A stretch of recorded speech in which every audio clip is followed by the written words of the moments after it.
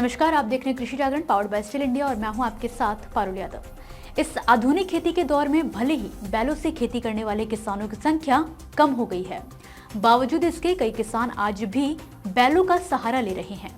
ऐसे में आज हम बात करेंगे राजस्थान सरकार की एक बड़ी घोषणा के बारे में, जिसमें किसानों के लिए सरकार की ओर से बहुत ही शानदार मौका पेश किया गया है।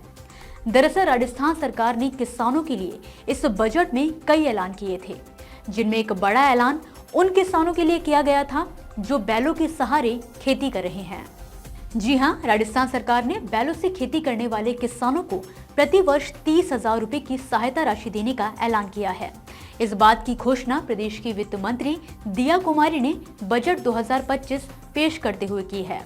आपको बता दें कि इस बजट में कई योजनाओं का समावेश है, जिनका उद्देश्य किसानों की आय में बढ़ोतरी करना और कृषि क्षेत्र को और अधिक प्रोत्साहित करना है।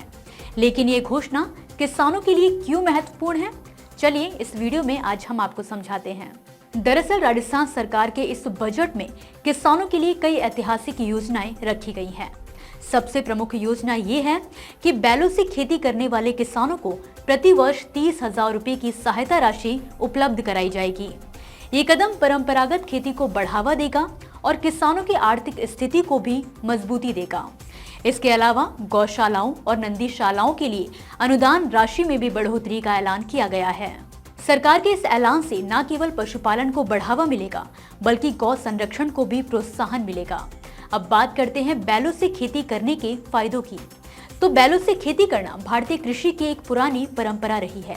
ये तरीका पर्यावरण के अनुकूल होता है और किसानों को महंगे ट्रैक्टर और मशीनरी से छुटकारा मिलता है।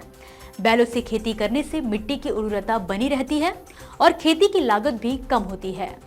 यही कारण है कि राजस्थान सरकार की योजना किसानों को परंपरागत खेती की ओर वापस लौटने के लिए प्रेरित करेगी और उनकी आय में बढ़ोतरी होगी। राजस्थान सरकार ने गौशालाओं और नंदीशालाओं के लिए अनुदान राशि बढ़ाई है। ये कदम पशुपालन को बढ़ावा देने के साथ साथ गौ संरक्षण में भी मदद करेगा।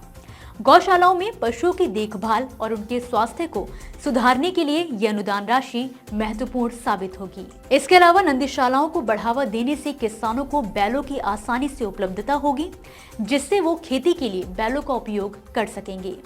इतना ही नहीं, सरकार ने कई अन्य योजनाओं का भी ऐलान किया है, जैसा कि सिंचाई सुविधाओं को बढ़ाना, कृषि उपकरणों पर सब्सिडी और फसल बीमा योजना को और अधिक प्रभावी बनाने के लिए कई कदम उठाए गए हैं।